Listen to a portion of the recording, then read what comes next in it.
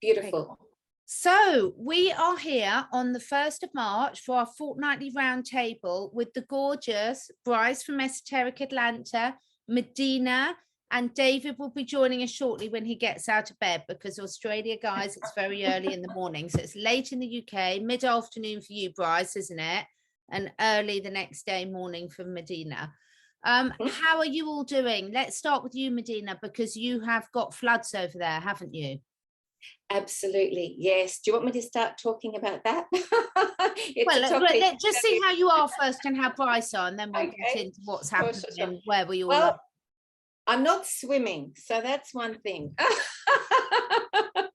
haven't got my bathers on. I'm not swimming, so that's a positive right there. Yes, we've got a big topic to talk about with these floods.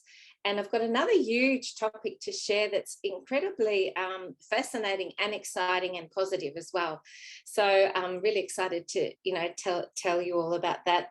And I personally, I'm going good, considering, that there's a lot of energy here with all the, the extreme hardship and challenges of what we're going through right now in Australia. And for some reason I've been able to transmute it, so that's good, because you know how you can pick up the energy around you, and that can really impact on how you feel. I've been transmuting, so yeah, I'm feeling good considering everything going on. Thank you. Brilliant. And how are you doing in Atlanta, Brice? I'm good. I mean, it's been crazy. It's like the energy is just very static right now is what it feels like. And I know energetically we're changing, like we're in the process of like flipping timelines is what I keep understanding. So things can be, that's maybe why my phone's not really working, I don't know. But it's good, it's beautiful outside right now. We have this like tiny little window in Georgia where we actually have a spring, and then it's just hot as hell. So we're in that tiny little window where it's really nice outside and it's pleasant before it becomes like walking through a bowl of hot soup and gross, and you're sweating in places you didn't even know could sweat. So but Southern girls don't sweat, we glisten. So it's good. I love that. You radiate. And I think I'm joining Medyhne here over in the UK, because after the storms last year that knocked out the trees, the power, etc., I might be building an ark if this rain continues. So, but it's really weird because I have to have a little bit of giggle with you girls, because I've said about the Mercury retrograde and things like this, and is it the fact that we focus on it that affects it? Well, this week after the storms, like everything in the house has gone wrong. So it's been a bit of a sort of catastrophe of disasters, and it's been quite funny for me because it's been really good way to put into practice all the things I talk about. And I just always makes me laugh because I'm like, oh, I can notice myself reacting like this. I can notice. But on a good note, I must just tell you before we get into the serious stuff, as we speak, I have got my new baby is on her way over from Romania. Got a little Mitzi cat because we know we lost our gorgeous Fluffy Duffy. And so I've got a gorgeous new rescue cat on her way over as we speak. So I might have to take some maternity leave soon. Oh, that's so I will be sharing her journey with you and making some videos and showing everyone her second in. But I can't tell you how excited I am. I can hardly speak. I'm just excited that I'm about to give birth to another little fur baby. Have you got a name yet? She's actually called, she's already got a name, Mitzi. And from the photos agreed, we normally our rescue animals, when they come in, they normally choose to change their name. But actually Idris, who came from Romania through the same rescue organization that I'm getting her from, he suited Idris so much. And so we kept that, and we think we're going to keep Mitzi because from the pictures I've seen, it seems to really suit her. But I'll let you know when she arrives, and I'll ask her and see whether she wants to change it. They get little passports when they come from Romania. Yeah, they have to have all their passports and everything, and the people that transport them over. So she's on a whole van full of dogs, and she's the only cat. And so I won't be getting much sleep for the next couple of days. I don't quite know when she's arriving. It depends how their journey goes and everything. But I am beyond excited to be a mummy again. So, and all the others know that, because I've had a word with them and they all know, so they're all in their best behavior. The funny thing is, I won't keep this too long, but my son, who's away at university and keeps saying, Mom, don't get any more animals. He loves animals, but you know, I do have a habit of collecting them. And he doesn't realise that his room has been completely, because he's got the best room because we keep them separate, but so they can sniff the others and everything.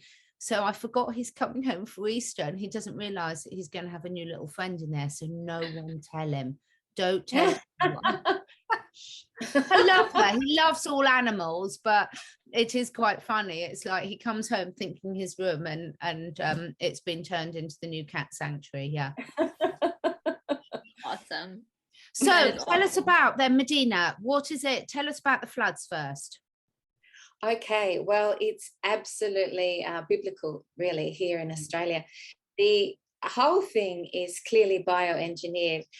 There's footage from a guy in America called Rob, forget his last name, but he traces the chem bombs and the weather patterns and everything, and he, in his information, he clearly indicates that these are all weather engineered events. You know, they're not naturally forming. I mean, there was even a news channel that went on and talked about how these looked like they were artificially created. He was on the mainstream news. I've got that video as well. So, you know, you can see that it's not a natural event, but basically it's probably the biggest disaster that we've had in Australia ever, pretty much. I mean, the biblical levels of flooding going from Gympie, potentially in Queensland, right down through New South Wales, and you know how big Australia is, right down to Victoria. It's mammoth, you know, whole towns are completely underwater. They're estimating at least 3.5 million people have been affected. They're saying don't even bother getting in your car and driving around. I'm right inside it too, because Tweed Heads is just in New South Wales down from Queensland. And we got, I'm just going to share with you on the share screen, if I may, we got this, an evacuation order, if you can see that, to get out of the house and evacuate 2 days ago. Can you see that? Yeah. Is that the evacuation order? Yeah, that you can see. Yeah. So that's what I got on my phone. But we were up a little bit, so we didn't move. We're still in the house and we're okay. The water levels have stayed fairly level here. They haven't risen too much in the last day. But you know, there's towns where people have been stranded on their roofs, and you know, families, and they haven't been able to be rescued by the military, because they haven't been able to get to them. And you know, the number of people affected here is probably bigger than any other event, I think, that we've ever experienced. And so all the animals. Exactly. Now, I know. Well, my friend, he's in a town now. This is fascinating. It's called Woodburn. Let me show you a picture of the bridge in Woodburn. He said he saw, and this don't tell me anything hot. Please don't say anything. Oh, okay. Okay, no, I won't say that. I don't want to hear it. It's not going to help anyone, is it? Sure. But anyway, I'm just trying to share with people how big this is. And see this bridge here, that bridge there. Wow. And can you see the, yeah. That's the bridge. And then this one here is, if you can see this one here, this is a town called Woodburn in New South Wales. Now, if you can see that, can you see that red brick building just there behind the bridge? That one there? I lived there 8 months ago. I lived there for about 1.5 years. So we moved out 8 months ago of that actual, it's part of a shop, and it's completely underwater now, Woodburn. So I was actually in that like 8 months ago. And this is just, you know, one of the towns that has been impacted by these floods. So, you know, I think that if people can send, you know, there's so many things going on in the world, but to send prayers and blessings and positive energy to, you know, Australia at the moment in terms of these floods, that would be greatly appreciated. And there's two narratives I've heard, which I want to share. One is, you know, obviously that it's a dark activity to create so that people can't protest and they can't, you know, push back against government. So there's that's one narrative. The other narrative I have heard, which I'm not saying is true or not, but I'm just wanting to share information, is that it's the white hats and that there's a lot of bunkers and underground dams around the whole Byron region. You know, a lot of film people have moved to Byron with multi-million-dollar houses and things, and that the white hats are clearing out these around that area. But you know, it's controversial, obviously, to say that, and it's hard to know exactly what's happening. But that's the two narratives that I'm hearing.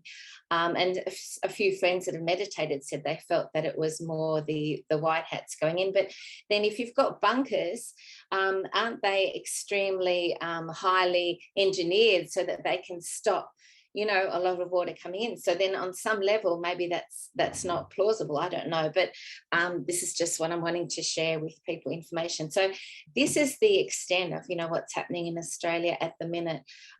It's absolutely huge. And I can't drive very far because all around me there's floodwaters. So I can't, the highways are closed, all that sort of thing.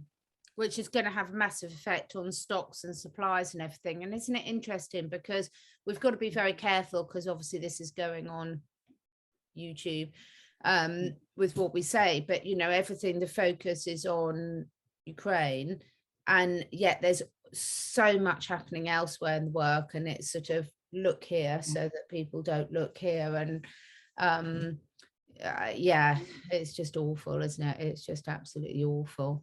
Oh my goodness. Have you heard much about that in America, Brice? Because we don't get, you know, our media is very selective of what they tell. I mean, I don't watch the news anyway, so I don't think many people watching, you know, but you know, watch what they have to tell us. But yeah, we don't get any type of information from we don't even get information of things happening in our own country half the time. You know, they don't even tell us. So yeah, they're keeping that very selective with what we understand as far as a collective consciousness, where, you know, I think we're aware of that. I think everybody watching is aware of that we have to dig for our own information. That's why it's so cool to have like friends all over the world that we can actually get the information from. Good morning. Good morning. Hi, David. We're just getting an update from Medyhne on the flooding situation, and she's been sharing some of the awful pictures and everything, just to show just the sheer scale of what's been going on. And Brice and I were just saying that, you know, we're not getting that reported over here at all. Right. Yeah, it's insane over there. There's some. Yeah, I was just saying, Dave, it's the largest disaster probably that's ever happened in Australia. The number of people that are impacted and the level of destruction, you know, all the houses that have gone under. 15,000 in Brisbane.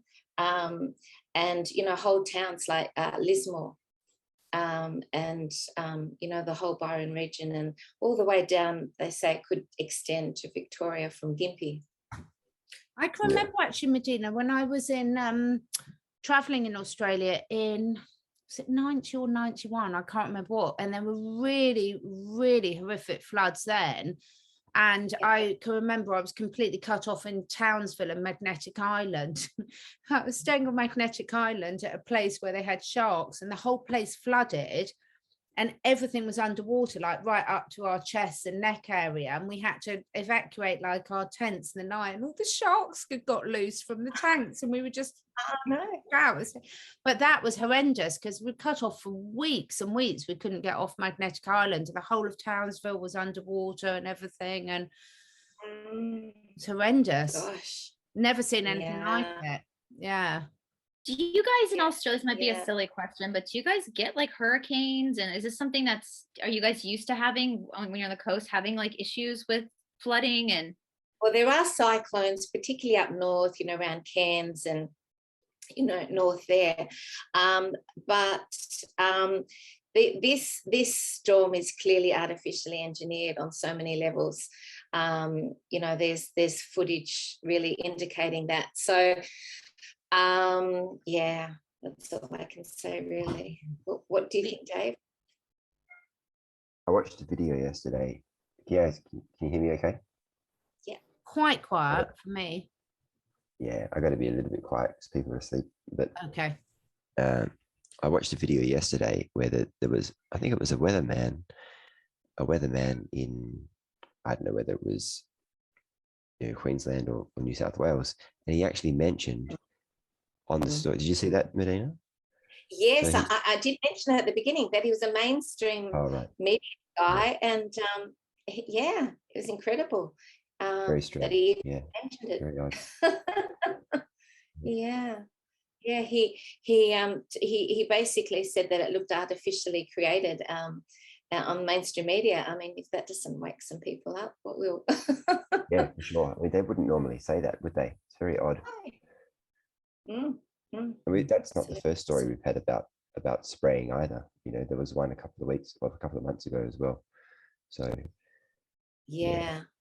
I mean, they even put out one in Queensland saying that because it had so many people asking the council what's happening with the weather and the chemtrails and things, and they said that they are spraying, these barium and different chemicals for weather engineering. So they did admit it. Yeah. We'll just stop it's doing it. It's interesting to know why. Yeah. Stop repenting your sins and just stop it now. Yeah. It's so funny. I remember, in school and studying Old Man in the Sea, man versus nature. Nature always wins, but now we're learning that nature isn't actually nature in some instances. I keep thinking about, I don't know if we can even say this, but New Orleans, 2005? That took about, I mean, New Orleans is under sea level, so I know that they're used to dealing with that kind of stuff. I mean, the graveyards in New Orleans, they put the bodies above the ground in vaults, because otherwise you would just have bodies floating around every time there was a hurricane. But you look at what happened at that, and back in 2005, I don't think any of us were aware that this wasn't just an act of nature. That this was actually something that was targeted, and it's so prevalent. There is so many things happening around the world that are artificially created, and we probably don't realize the extent of how much through the different H and C things like that. I can't say the words, but yeah. I think I was telling Catherine in some of my studies, my deep dives into history, I think I was looking into Boudica and doing a story of Boudica, but there was some information I found that even the United Kingdom, the whole British Isles at one point were tropical. And that's wild, because we don't think of England as being tropical, and the fact that I can think of another example too. The whole desert in the middle of Australia, they say that there was a nuclear explosion that happened, and that's why it's all desert in the middle of Australia, and it used to have plant life and everything like that. And in fact, Elizabeth Prophet Clare, or Claire Elizabeth Prophet, I can't remember her name. She's amazing, spiritual sort of way shower leader. She actually got visions coming through to her from the divine and from the angels, telling her that there was this nuclear explosion in Australia. And when she came to Australia, she talked to people, and she could feel this like a fear coming from people, and she traced it back on a soul level to these explosions, these nuclear explosions, where they were holding this cellular fear because they had a memory of these explosions that happened in Australia. Fascinating. Would this be like the fall of Atlantis, like nuclear explosions, like that far back, where something had happened to cause? A bit after that, that happened in Australia after Atlantis and all that. Yeah. It's it's a topic that's come up a lot between myself and sort of my friends, is that when you look at the human race, and I've heard Zach Bush talk about it, and I love Zach Bush, is such a knowledgeable man. It's really interesting because so many forms, take whales for example, and a lot of cetaceans have got a hugely high emotional intelligence, a hugely high, very sophisticated communication systems, a very different type of intelligence to humans and things. But we've never seen any other species that we're aware of on the planet ever just inflict destruction and just upset the whole ecosystem and the functioning of the whole planet in the way that human does. And it does make me wonder how many more chances as a species we will be given. Yeah. Yeah, well, I have something really positive on that note to share, if that's all right. I had an amazing thing happen, because in terms of going forward as a species, it's really positive. I have a beautiful master in Malaysia that contacted me. I'll just show you a photo of him. His name's Master Hock. And he said that he got a very strong guidance to, because he works planetarily, to close in Turkmenistan what was called the gates of hell. Let me show you the photo. And so here it is here. And so what happened was he got this guidance, and then he put out a call to me and he said, look, you know, we have to do this. And so I said, look, I'll share it on my channel. So I shared this, and this was on the 22nd of the 2nd, 2022, that we needed to come together, unify, and do meditations and things to close this energy. It's like a really dark portal in Turkmenistan. And so I put it out there, and lo and behold, you know, I'd hoped we'd just get a few people on board. It pretty much went viral. And we had 32,000 people watch this, and so many people contacted me. We had about 368 comments, and lots of people contacted me. And people would get together with 40 members of their family and do this meditation practice right at that time, which if anyone wants to look at it, it's on my channel. And this whole story is explained. It's absolutely fascinating. And so we all these people around the world worked on this. And then we got guidance at the end, and we did an update where he tuned in to the, you know, the divine realms, and we were collectively able to seal or close this very, very magnified, negative, nefarious energy that was in Turkmenistan. And even they were calling at a governmental level for people to come together, the scientists, and do something about it. And so energetically, you know, we all unified and did this, and people got the most amazing visions about it, of what happened. And then when you put all the information together, it correlated, because, you know, Mary Magdalene, she was involved, which interests you, Brice, with all your wonderful series on Mary Magdalene, and you know, Yeshua and Archangel Michael, and all came together, and we were able to actually close this. And this is huge for the planet. It's going to make a big difference, and very, very positive. So it's a fascinating videos. There's two, one where we call on people to do it, and another where we update people. And Hock tells a whole story from the beginning of actually what happened and how we did it. And it's wonderful. I was just so grateful that to be a part of it, and that we were able to do that. So yeah. Awesome. You know, it's funny, you talked about how many chances do we get, and the reason why I asked about Atlantis is that I've over and over, I hear people say that right now what we're living through mirrors the fall of Atlantis, and most of us were there for that fall. And but this time it's probability, and I want to start saying probability over prophecy, because I don't want people to rest on their laurels. It's a probability that we are going to swing the other way, move into a positive, where that human beings are going to the nefarious beings are not going to succeed this time, because last time they did, and that's what caused the Great Flood that caused Atlantis to fall. And of course, in Atlantis, we were using crystal grids, energy from rocks, which a lot of us are using again now. And we've heard stories that there are crystalline grids underneath us on our earth that will start to reemerge again once we're able to shift the vibration of humanity towards that place.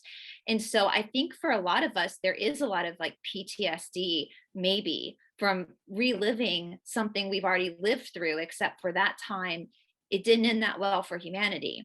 But this time the probability is that we will succeed at this point. And it's funny you mentioned Mary Magdalene, because yes, Mary Magdalene has been in my life for most of my life. her name Magdalene, we've been told that it was because she was from a town called Magdala, but now we know that's not true. Most of her story that they've told us is not true. Magdalene means the tower, as in the tower moment. Yes, yes. And let me say too that this whole event with closing this energy, we related it to the Atlantean times, and we talked about that, and we also utilized a crystal grid to close this energy. So all the things you're talking about were part of what we were doing as well. Very interesting. Yeah. So we just got to sit with our trauma, move through it, and be the badass warriors we were sent here to be. I think that's why I do my sessions too, because, you know, you're helping people to transmute the soul cellular memory of trauma, release that so that we can move on in new energies. And sometimes people don't know how to transmute that. So I think it's really important to have ways that you can tap into that and acknowledge it, recognize it, and then be able to heal it. It's really important part of our progress to go in on a soul level and work on ourselves to transmute any soul wounding that we're still holding in our bodies. And you know, that's why my sessions are so great, because we do past life clearing and energy healing and all that sort of thing. It's really important at this time. And ancestral lineage healing, you know, genetic healing, and even just to do the technique where you ask for forgiveness on behalf of all your ancestors. That is such a crucial thing to do right now, because you're the only one incarnated on the earthly plane that can actually ask for that forgiveness. They can't do it from the other side. So, you know, something that seems relatively simple like that is going to have major implications for your whole ancestral genetic line. Yeah, and Indigenous people encourage us to do that too. Yeah, Tina's going to give the listeners to all this video a discount code at the end, so we'll cover that. David, what's been happening where you are? Because I know you've had a bit of a yo-yo, haven't you, where things were meant to be getting better, and then suddenly you've had a bit of a back turn. What are your thoughts on that, about where you are? I don't know, really. It's a funny one. So we were supposed to open up, well, for the people that have had the thing in the arm, we were going to open up about a month ago now, and they pushed it back. They didn't say when, but they about a week ago they said we'll open up on the 4th of March. But it's still it's not really open. It's only open for certain people. But the funny thing is that they said we want to have a higher dosage of, triple shots. And now apparently we're at 60% after having been nowhere near that like a month ago. So I don't know. I don't buy it, but it's just really strange. And here's the funny thing. Over East, a couple of months ago, Medyhne will probably remember this, they said that they expected the thing to, the Omicron, or whatever you want to call it, they expected it to peak. And since then, a lot of restrictions have been rolled back over East, and they don't wear muzzles anymore and stuff. They've now said the same thing here. So they're expecting it to peak in like 2 weeks or something. So if that's anything to go by, it's possible we could see some restrictions rolled back into, maybe a couple of weeks later, 3 or 4 weeks, 5 weeks, I don't know. I think the whole narrative's just naturally crumbling right now, and they're trying no one cares anymore. They're trying to grab onto something else now which of course, we've got the flooding now that they can focus on. So it was bound to happen in that way, because they can't sustain that anymore. And over here, the focus is very much on war. But one of the things we were talking about sort of off camera, David, before you joined, and I'd really love your opinion on, is what I've been noticing, and Brice and Medyhne were sort of agreeing that they've been noticing it as well, is that a lot of people are still very, very focused on clinging on to information from someone else. And it's a bit like the mainstream, for our network of listeners and things, the mainstream media has been replaced almost by these sort of channels. But people are replacing believing what they heard on the mainstream media with then taking as gospel what they're hearing from their favorite YouTube channel forever, and it's still missing out the link of that personal responsibility and taking on board and taking the time and adjusting your lifestyle so that you're listening to your internal guidance rather than just being obsessed with what someone else is saying. What do you think about that? What have you been noticing? Yeah, I'm sure we all see comments in our videos where people are saying, this is what happened, this is what happened, this is what happened. And I'm like, I don't even know if any of it happened, to be honest. Until we see something, and unfortunately, generally that thing has to come out of the MSM. Until we see a complete, well, not necessarily. I mean, we can see stuff that's happening over in Europe that we know is not true. But until what I'm referring to is more so people are saying, oh, this person's been arrested, this person's been executed, this, things like that. We don't know any of that's true, really. We kind of just have to go off of what we think, or what we feel. But there's definitely it's more your family and friends and people around you that know, don't they, Dave? I mean, you can't, obviously there's nothing else that you can listen to apart from the people around you, your personal sort of connections that you know what's really going on. Everything else is just hearsay. Right. If it's boots on the ground type stuff, then it's a lot different. Yeah. And that goes for anything. But I don't know, really. I mean, it's interesting though. You see things like that, that weatherman and the report in the media, and we literally had. There was one weekend a couple of months ago where pretty much the whole country was sprayed, like huge, and then they had a story on it in the mainstream saying, talking about it. So you kind of, there's definitely something going on. They're wanting you to know. They're wanting you to make that connection. It's like being drip fed, little bits coming out. Yeah, it is. There's definitely people releasing information they want us to know and to kind of make the connection around. It's not happening fast enough. But I also think that it comes back to that thing, like, are the white hats, what percentage of control do they have, or influence do they have? And I'd say there's definitely an element of influence there, but control wise, I don't know. I mean, if they really had control, we wouldn't be seeing all the devastation we've been seeing, in anywhere. Because that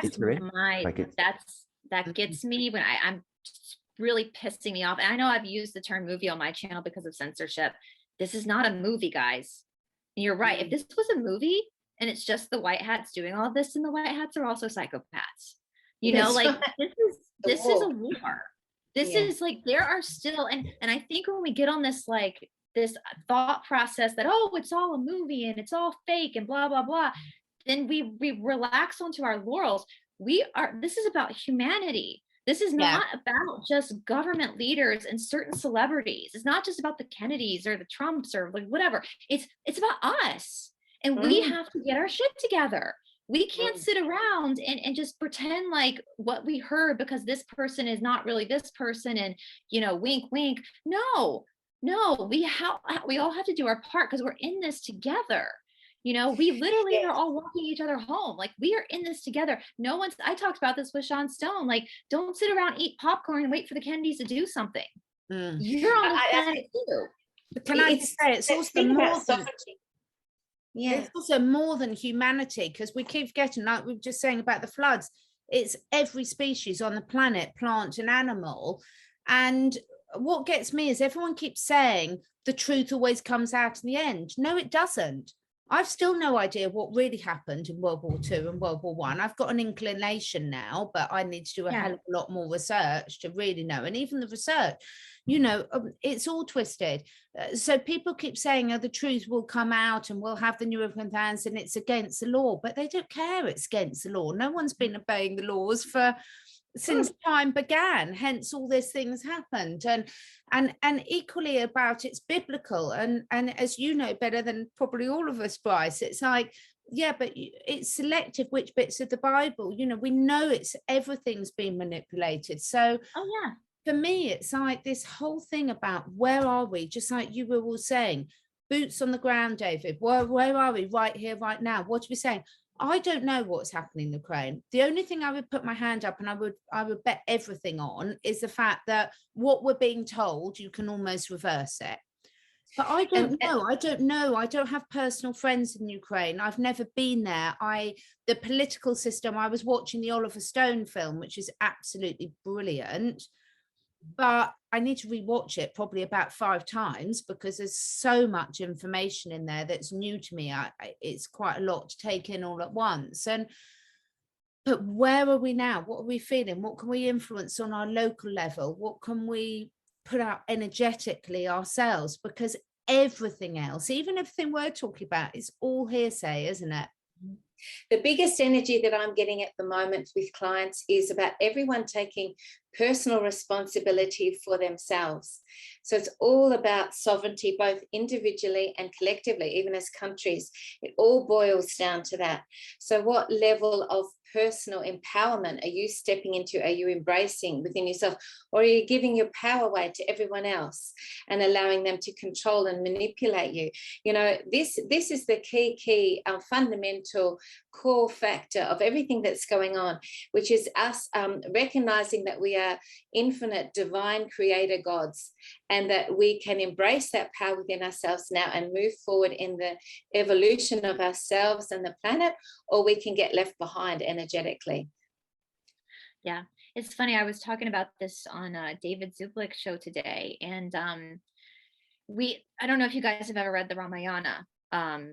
It's one of my favorite. I love all the Hindu stories because they're such a metaphor, and it's about Ram, who is one of the avatars of God, and his wife Sita gets stolen or abducted by Ravayana, who's this demon god, and takes her over to Sri Lanka. And so Ram hires Hanuman, it's Tuesday, it's the day of Hanuman. He's the monkey god. He's very military.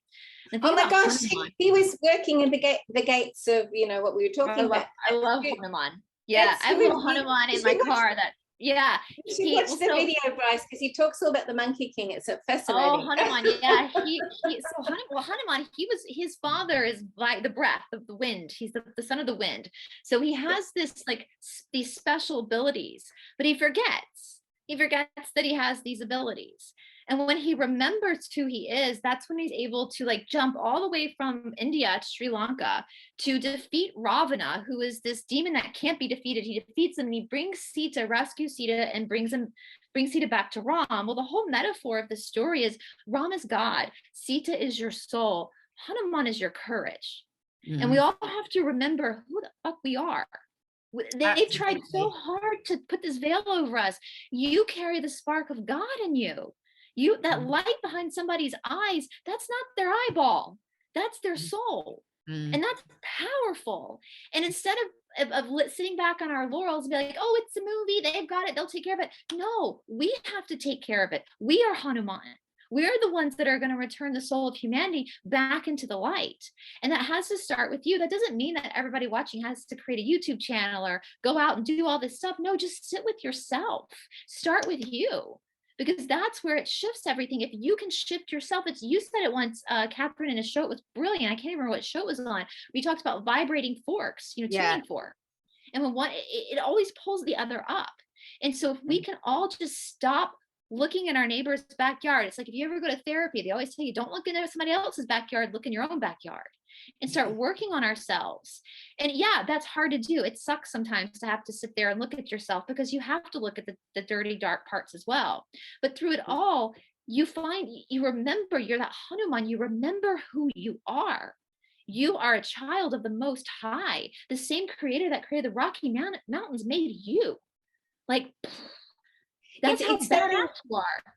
Absolutely. When you sit within your own energy and you're still and you're in your own presence, you automatically notice that your energy rises. Your frequency will rise. Mm-hmm. It's when you're tapping into all the other stuff that your frequency drops. And the reason why it's rising, your energy and your frequency, is because you're tapping into the divine energy. So you're tapping into your divine connection, your higher self, something higher than yourself. And so just even that practice of being in stillness or sitting in nature and putting your feet on the ground, connecting with Mother Earth, just that practice itself, you'll notice that your energy automatically will start raising. And we all need to just be mindfully raising our energy at the moment. and laughter. Watch a funny movie. Watch something. Go hang out with your girlfriends and just laugh. And our guy friends, if you're David. Sorry, he's one of the girls tonight. Can I raise the vibration and talk about, so Friday night I'm sitting there with my family and we're like, right, we're gonna just tune off from all this and watch a movie together. So I get on the phone and I message Brice and I said, because I'm rubbish, I don't even know how to turn my TV on, I can't find anything. So I was like, come on, what can I watch? She said, oh, David Super, it's just mentioned this movie. What was it called? Midsummer. So it's about this Swedish people going off to retreat. Now I'm not going to ruin it to you because I insist David and Medyhne watch it. Well, the funny thing is, Brice, before you'd mentioned that, I'd been out for breakfast with one of my really lovely friends, and she was talking about going on a retreat, and it was a retreat where we were going to take some medicinal products. And I was like, oh, I really want to do this. I've never done this before because I thought, I know you can do it without all of those, but I thought quite fancy cheating. And because she's very responsible, I would trust going someone with her. So I was just umming and ahhing about whether to book on this retreat to take some psychedelics. At my age, it's quite funny. And anyway, and then I watched this Midsummer thing. Oh my God. I felt so bad. You text me, you're like, I'm not going to bed. And what did you say at the beginning? You're like, oh, I can't be mean to my sisters anymore. It was just hysterical. You've got to watch it. It's about this sort of cult in Sweden. I won't say any more. And afterwards, I messaged Brice and my husband says, I'm never allowed to choose a movie again. Now, he went to bed and was fine. And I've had the weirdest dreams ever since and everything. So if you want a bit of light relief, watch Midsummer. I'll put the link below. It was hysterical. But it shows the power of the mind, though, doesn't it? Like you talked about, David, on your video about how you'd been watching that channel and then you started Switch Your Chat. The power of the mind and then how it triggers all these other things that are obviously within you. Because my husband slept like a log. I didn't. Well, I will tell you, so the director of that movie, after I texted you and I was like, oh, that's the last one I watched because David Zubik told me to watch it.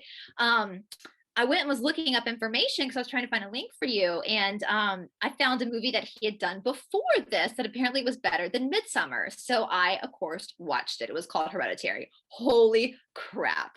I had the weirdest dreams for like, it is, but it's that psychological, you know, it's like those old Hitchcock movies before they had all equipment to make things like, super like, you know, in your face horror, but it was like the psychological. And I think the thing though, Catherine, is that we have become aware that this psychological stuff revolving, we'll just say certain religious beliefs is real. Exactly. That's what got me. This is what got me, because it was completely real to me. I was like, oh my God, I can see. I mean, even when you do meditations with people, you have to be careful because sometimes within them, that these people that create these meditations have control structures within them where when you do their meditation, you're actually putting yourself under them energetically and they're becoming like your guru, or they're going to be energetically controlling you from that point because you've sort of unconsciously put yourself within their like as a student under them, and so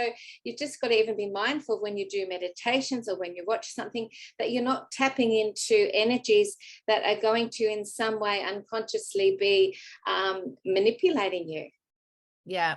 Well, the good thing is, Mum, if you're watching, you won't be. I'm not doing any mushrooms now because it's put me off like that. No, I'm far too scared now. So I'm just going to stick to my Joe Dispenza meditations and do it all myself. But I just had to have a laugh with it because it tied in. If anyone watches it, it ties into everything we're talking about because it's a different type of mind control.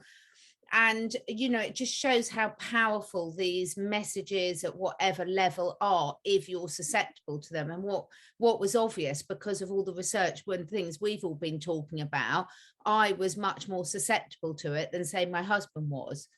And it was very interesting to see the difference and how it affects us very differently. But I had to have a giggle with it because I asked and I got...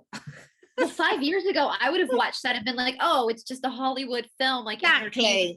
this shit that happened. And now I'm like, oh, this happened. Like, this is real.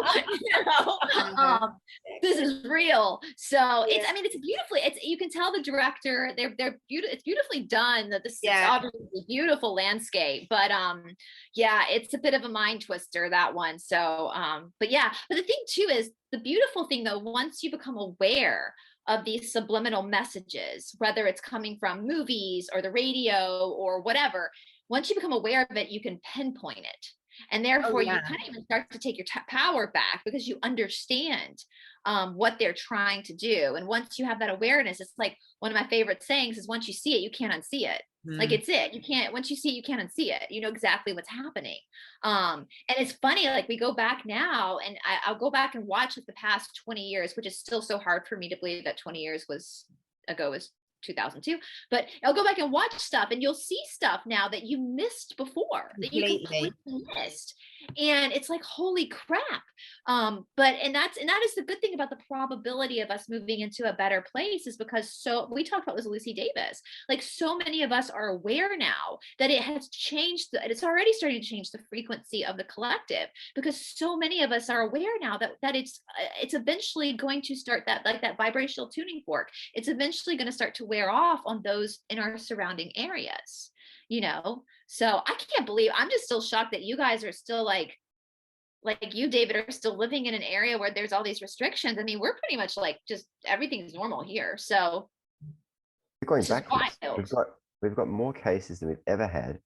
We've got a higher shot rate than we've ever had, obviously, but we've got 5,000 cases now, when we had at the peak, we had nothing. So it's just stupid. Like, and is anybody making that connection? Like, people that have bought into the narrative, are they not seeing that it's at the very least, the things either aren't working or they're actually causing I don't know. That's right. It's so illogical. It just doesn't make sense.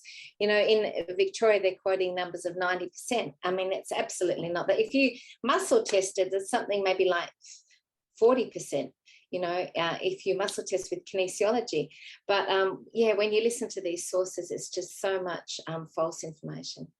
What frustrates the hell out of me, and I think I'm going to develop Tourette's over this, I keep swearing about it.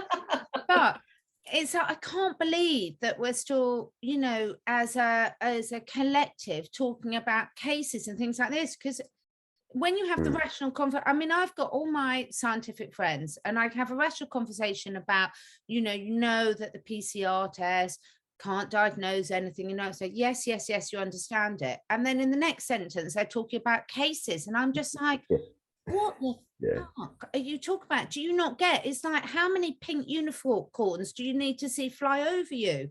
It's so ridiculous. But it's amazing how quickly it gets into terminology. Like, over in the UK, everything's been dropped in England at the moment, and it's following suit in Wales and Scotland and Ireland. And yet I go out today, and there's all these people still with like masks over their mouth. And all I think about is what Charlie Ward says, where it's like wearing a condom over your bollocks. And it's so ridiculous. It's like, and they're all doing it. And you've got school children getting on the bus with it. And I'm like, what are you doing? I feel like I'm living in a different world. Yeah.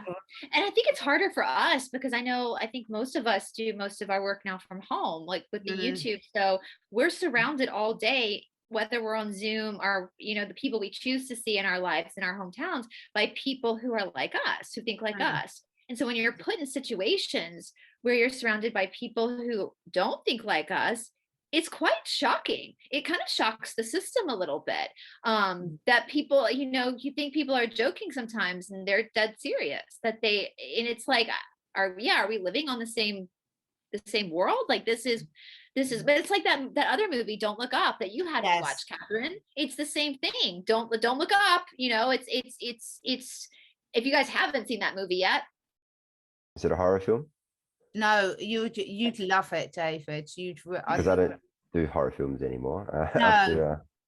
And this other one that Brice said, it's not a horror film. I've never watched a horror film in my life, and never would, because I just can't. I can't see why you do that. And this one's not a horror film, is it? But no, don't look up. David, you'd love it because it is just. Did that just come out? That's the one with it's fairly recent, isn't it? Yeah, a lot of big names, which is very interesting because it's basically I mean, what they discovered this, like, my mind's gone blank, this rock, what do they call that? Right. You're right, that's it. Gonna hit the earth, and they're all in denial, and like they're all sitting there saying, and it's all about the mainstream media and everything, but that it's hysterical, and you've got to watch it right to the end if you watch it, because the ending is fantastic. I'm not going to say anymore, but it's just fantastic. I guess that it's all about consciousness, though, isn't it? You know, the movie sounds like it's just pinpointing or illustrating the difference in consciousness, and I think none of us realized what a chasm and what a divide there was in the consciousness between all people that exist on the planet. You know, we thought we were all more like-minded and that we were all more on the same page, but you're just shocked by this complete contrast in the perception of reality. Yeah. Nothing reveals the truth quite like a psyop, does it? Yeah. Do we want to know? So one of the things I was thinking about today on my dog walk in the pouring rain, hence my hair, but I was thinking today, someone sent me a video and said, oh, you must listen to this. And I thought, oh, well, I'll listen to it. And it was another psychic giving another, now, she was psychic, but actually it was quite an astrological prediction. And I was just sitting there thinking, well, I don't want to know all of this, actually, because one, it might or might not happen, but all it was doing was taking me. I've had to work very, very hard. I'm a natural in your head person. And so I've had to work very, very hard to get myself back into my headspace and be in the present moment. And I'm doing quite well at it, generally speaking now. And then when I listen to a lot of the astrological, and it's not that I don't think astrology is great. I do think astrology is great. And I think it's got a lot to add, but in moderation, because it's very much like this is going to happen on that date and this is going to happen on that date. And I found myself consciously feeling that I was then taken out of the present moment straight back into living your life for what's coming again, which surely is the whole point of what we're trying to get out of. So I think it's what we all talk about is balance, isn't it? It's yes, this information can be amazing, but don't stay there too long, because if you're constantly focused, like she was saying, I think it was the 4th and 5th of April are going to be massive dates. And I'm like, I don't want to live my life waiting for the 4th and 5th of April, because this might be the last month I've got on this world. I want to make giving your power away. Giving your power away. Like I was saying before, you know, when you focus on those things, you're giving your power away,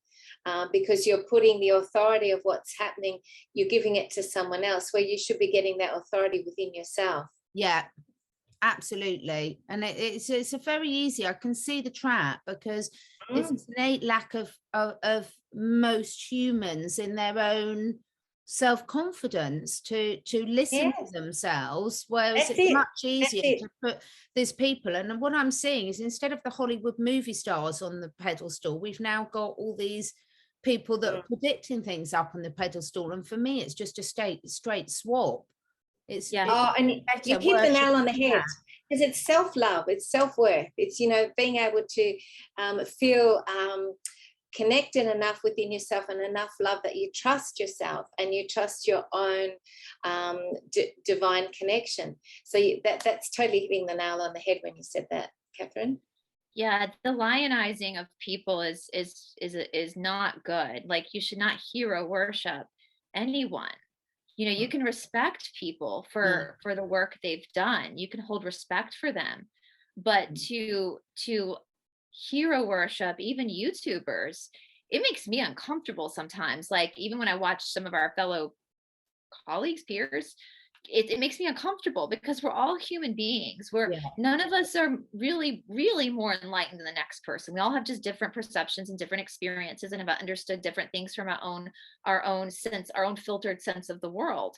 And we're all, I mean, literally, I hate to keep saying this, but we're literally all walking each other home. Like, nobody's walking in front We're all together doing this. And again, we can respect each other, but to lionize someone, to put someone on a pedestal, to idolize them as if they are the gospel, that's what got us into the mess we're in now, is that type of behavior. So we can't do that anymore. Like, that can't happen anymore, you know? And when you're on a pedestal too, on the other end, you know, there's always this thing that happens where at some point you'll get dropped and you'll fall off the pedestal, and then you go down to the other extreme. And so there's that sort of thing that happens where you at some point you get dropped off the pedestal, and then you're at this lower level. So it's, there's no balance in that. Yeah. David, I mean, where are you feeling you're at the moment, personally? Was that directed at me? Yeah, sorry, to you, David. Yeah. Just to touch on what you guys just said, I think that it's funny when you put videos out, people tend to think that you know the answer to everything. I'm sure you've all received emails and saying, hey, help me solve this problem. And I'm like, I don't have all the answers. This is what I would do. But, you know, seriously, it's just one person's opinion, you know, like I wouldn't even really, you know, you don't have to do that either. But in terms of where I'm at now, after the psychic attack, I've just kind of really stepped back and taken a step back from a lot of things. I haven't posted on Facebook in weeks. I haven't really Except our chat. Except our chat. Except our chat. And I haven't been watching many things either. And I find that I go through these stages of about 2 years where I can go intense research into all this stuff. And then I have to have a pretty long break. So it happened from 2013, 14 up until about 2015 or 16. So it was a bit longer than 2 years. But then I had like 2017 and 18 off pretty much until, well, even 2019, until 2020. So I think I'm at that stage now where I have to have a pretty long break because I just can't handle it anymore. And just kind of focus on, obviously keep an ear to the ground and see what's happening or what you think is happening. And don't give up the fight either. You play your music to raise your frequency, don't you, Dave? Like that's your thing that you do to really feel good. Is that right? Yeah, music? yeah. That's one of the things that takes me into the flow state, and I can lose hours in in what seems like minutes. But I think it's a fine line. There's a bit of a fine line to be walked between focusing on yourself too much at the same time as like connecting with yourself too much without focusing on yourself too much, if that makes sense. It's not an easy thing to juggle, I don't think, but we're in very strange times, so it's not a dress rehearsal, no one's ever done this before. So I saw a few little clips that I have seen which have really provoked me to sort of think about the whole situation, because it's so easy to get your focus on a certain area of stuff that there's no way at the moment that I as an individual can back up whether it's true or not. So take the Ukraine situation. So I've seen some really, really interesting snippets coming out about it, and I have no way of backing up intellectually which is right and which is wrong. And actually, from what I've seen, Ukraine's such a huge country, and it's very like Australia. Look at Australia. You two are in very different areas of Australia and are facing very different challenges at the moment. And even the United Kingdom, which is a tiny country compared to all three of yours where you live, it's huge differences in different areas of the country in terms of what people are experiencing. And even an hour apart, out in the countryside where I am, I've had a completely different experience than someone that's living in a city centre. So it's really fascinating about how quickly your attention can be drawn to something and you can focus on that. So I did find myself being quite protective over, I was seeing everyone on social media putting the pictures of the Ukraine and pray for Ukraine and everything. And I've got nothing against praying for anywhere. I think that's positive, whatever you're praying for. But again, me as an individual, even though I know people who've got friends there, I don't know, understand the situation. I'm never going to know what's happening with Putin, probably personally. I'm unlikely to ever personally meet him and everything. So I think you've hit on such an important point there, David, about it's a constant work in progress. You don't want to be completely self-centered and not care about anything else. But I've been a natural worrier all my life. There's no point worrying about something that I can't do anything about it. It's back to that simple equation.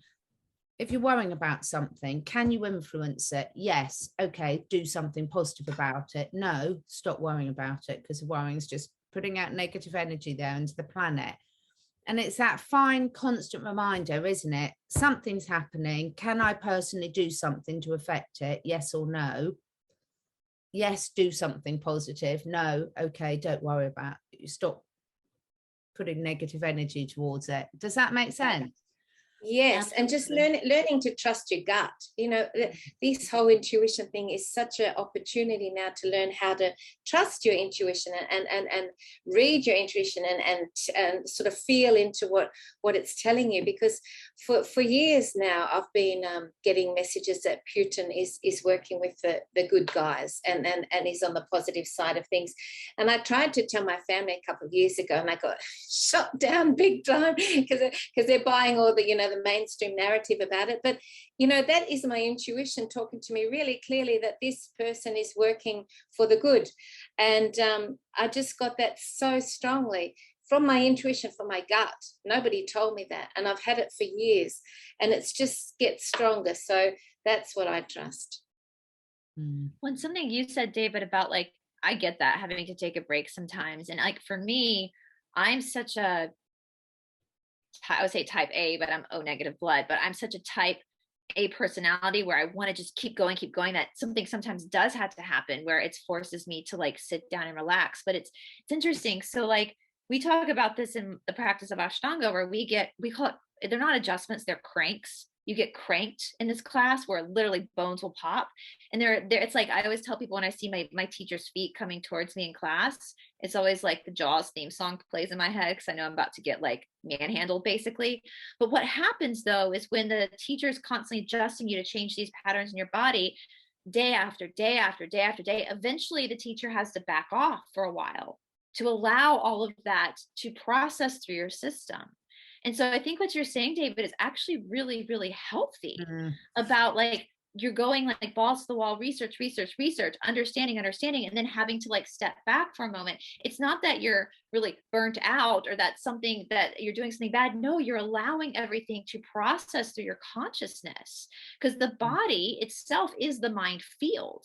And human beings are super simple, but also super complex at the same time, because we're working with consciousness, mind, which are two totally different things, soul, spirit, natural body, nervous system, gut. We've got so much we're working with that in order for everything to really move through us, to have that deep guttural understanding, sometimes we have to sit back and let it root run through our system. You know, it's why sometimes people need to take time to think about something, because they need to actually let it filter through their understanding. And so I think that's really, actually really healthy. What you brought up, David, is for people to understand. And maybe it's our culture in the Western world today where it's like keeping up with the Joneses, and we're constantly having to do more, be more, work harder, that we've forgotten that we actually have to let things settle sometimes. And so if you're feeling overwhelmed or you feel like you need to take a break, it's not necessarily a break. It's a time for things to filter through you. And maybe it is a break, because we always tell people in Ashtanga yoga, Saturday is our rest day. Resting is part of the practice too. It's part of it as well. You know, and in war, you always go into the med tent at some point. You got to go into the medical tent, right? So yeah, I think that's super important what you brought up, David, about pulling back sometimes. And Catherine knows I'm so bad about telling myself I'm going to take a day but not doing it, that I've actually had to go on the weekends, go up to the mountains where I have no reception, just to kind of force myself to like sit in the nature. And the North Georgia mountains, hello, that's where Deliverance takes place. If you haven't seen that movie, that's a fun one. But it is literally like no man's land. You get up in those mountains, beautiful, it's absolutely gorgeous, but it is literally like no man's land, you know. You need so a banjo. Well, I'll tell you all a funny story. So the guy who wrote the book Deliverance before it was a movie went to the same high school that I went to way before I went there. Yeah, he went to that high school, and it's about, you know, Deliverance is about these Atlanta boys that go up to the North Georgia mountains for a hunting trip, and all sorts of shenanigans happen in Appalachia. But it's funny because when you're from Atlanta, people outside of Atlanta don't really see Atlanta as being part of the South. It's your Atlanta that's different, that's not part of the South, you know, because it's a city. So yeah, that's always a squeal like a pig, boy, squeal like a pig. That's one of the famous lines from that very scary movie. So but yeah. Oh, don't remind me of that. I don't want to go back to that scene. I still want to go there. Please, I want some sleep tonight. I've got a new baby coming. I need to sleep before I give birth. Yeah. Oh my goodness. So, okay, let's go around the table then, starting with men first, so that David gets a word in edgeways. Right. What is your focus at the moment? What are you going to concentrate on at the moment? What is big for you?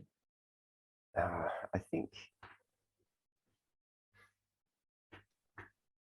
more so, I think really just like just having that break and just allowing yourself to process things, and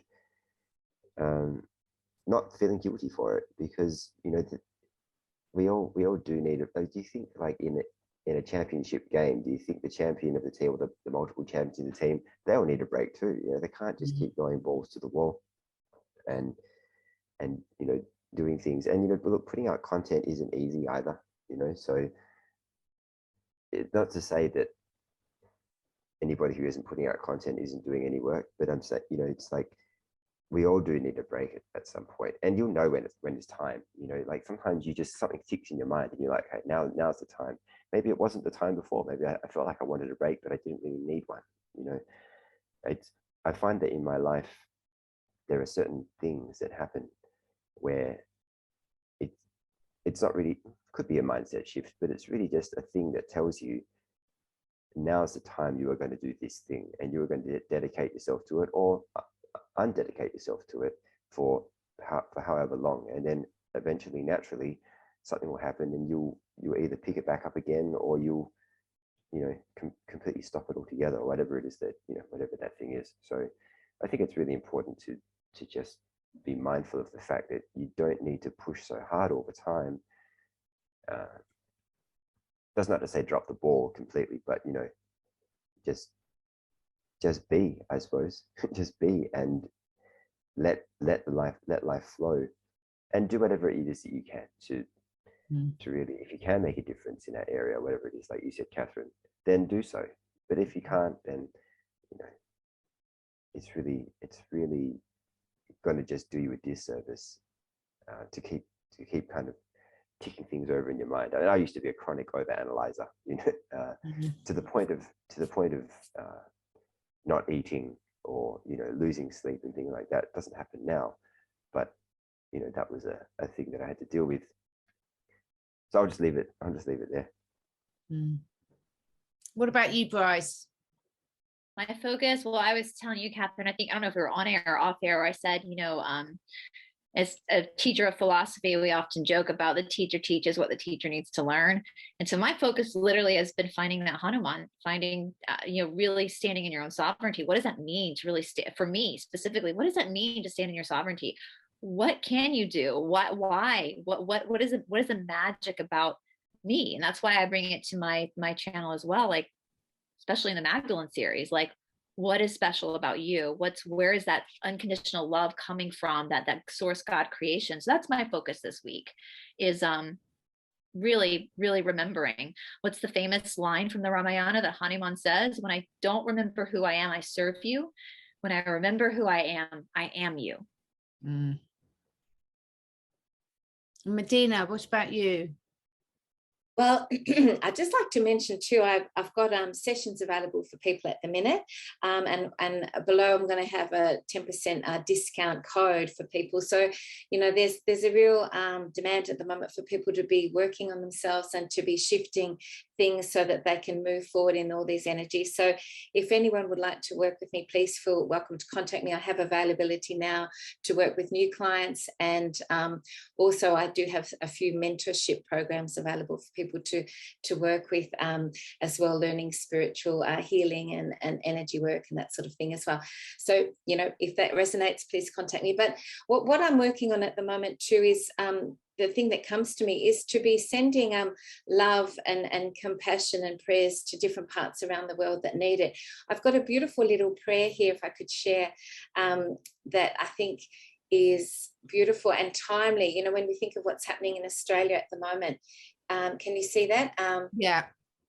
So it's, God, we need you. We always have. You are our source of strength, and you tell us to give you all our concerns. So please strengthen anyone who is feeling hurt, alone, or broken. Replace any feelings of anxiety, fear, and uncertainty with your peace and hope. Show anyone who is hurting that you are near, and you comfort those who call on you. Draw near to us as we draw near to you. In Jesus' name, amen. So just having that compassion and that prayerful thought for all the people in the world who are going through challenges and sending them love. That's my thing at the moment. I'd just like to add. Pardon? Sorry, Catherine. I'd just like to add something which just popped into my head when Medyhne said that. In that, I sent Catherine some pictures yesterday. One of the lyrics in one of the songs, which is called "The Resistance," is love is our resistance. That's the lyric, and I think it's very powerful and obviously very obviously very needed right now. But it really is a resistance. You know, just vibrating at the love frequency. It doesn't even have to be that high. It could be a little bit less than love frequency, but it would really shift the world. Definitely. Yeah. And mine is, I saw a beautiful couple this morning who've got a dog that's got very aggressive cancer. And I was going through all the things that I have to be careful what I say here, that you're not allowed to do in terms of all the natural remedies and treatments. And it was like, that is my heart and soul in terms of to sort of really show people how much they can do themselves. And Brice and I have been doing a series, and we're continuing to do one on meditation and also manifestation, and the two fit together so much. And I've been putting a lot of focus on my own personal meditation, and what I'm seeing is that everything around you shifts when you do that. And we've been sort of talking through different techniques with people because there can be quite a lot of resistance to that. But what it really showed me this morning is that whatever was in my diary when this came up would have been cancelled for that, because it's the right here, right now, with the fact that these healing modalities are out there and they're available, and the state of the world at the moment where we're restricted. You know, I've got prosecution threats against me for sharing some of these natural remedies on my website and things like this. And I'm just like, I don't care. I'm just going to keep sharing them because the answers are all there. The answers are all there in everything that we've all talked about tonight. And I think it's just reminding people there, and then being there for them when you need it, and sharing that and passing it forward, I think shifts everything very quickly. So we'll be back in 2 weeks' time for any of us on here that want to join us. And equally, if any of us need a break, that's absolutely fine as well, because it's very early for some of you, very late for some of us. And we really appreciate everyone that watches, don't we? Because we are just, for me, this is a conversation between friends. We don't have any answers. It's a conversation between some, you know, you are my very, very dear friends, all of you. And we appreciate each and every one of you that takes the time to listen and comment and support each other in the chat and share your wisdom. Absolutely. Thank you. Medyhne, make sure you send us that code, won't you, to all of us? We can all put it under the video, because that's lovely that you're offering a discount to 10% off to anyone with the code that we'll share under here. So until next time, thank you all very much.